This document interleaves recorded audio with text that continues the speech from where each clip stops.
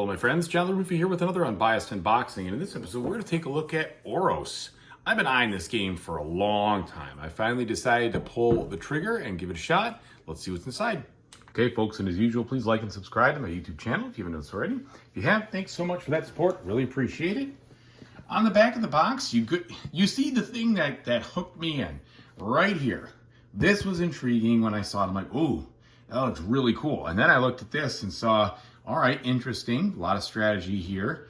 Player interaction, which I could care less about necessarily, because I also like to play a lot of games that are just, you know, solo multiplayer, so to speak. But I read a lot about this, and I know that this game doesn't work for everybody from a cup of tea standpoint, but I did enough research where I think it's going to work for me. It's something new and interesting, and new and interesting mechanics are fun for me.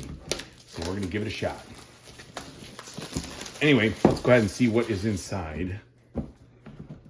This is just the store version, no deluxe components or anything of that nature. All right, so we got the rule book here.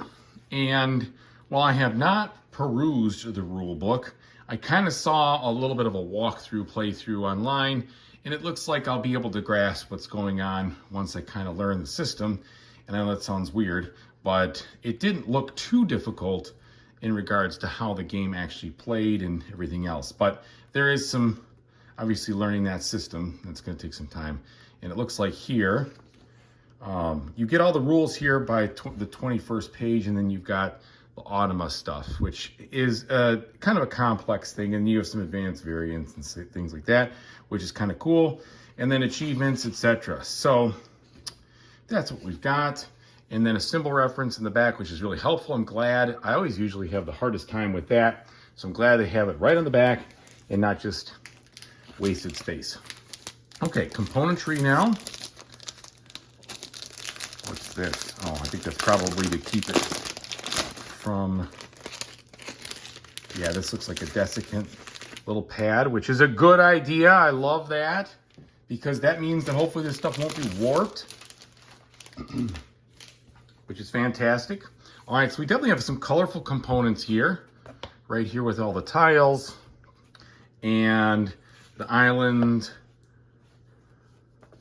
different things. So it'll look nice, I think, when it's on the game table. All right, so we got all that.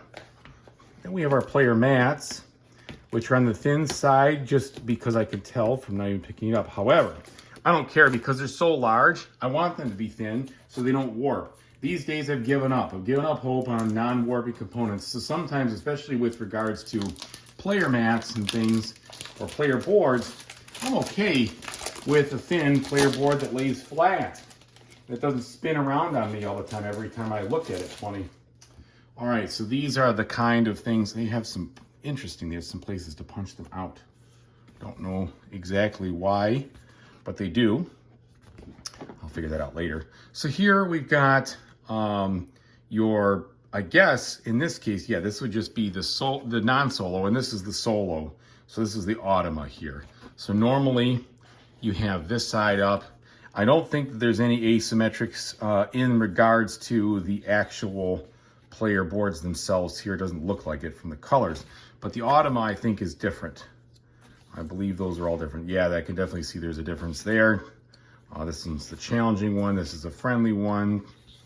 This is an aggressive one and a competitive one. Interesting. Okay.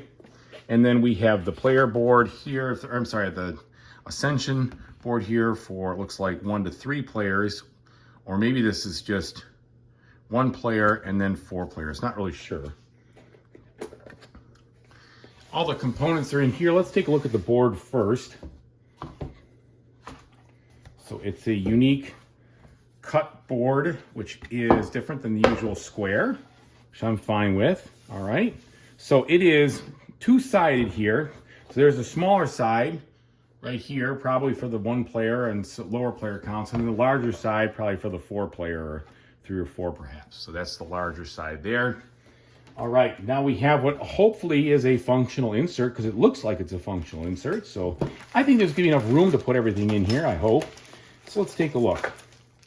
All right, again, some desiccant, what I appreciate.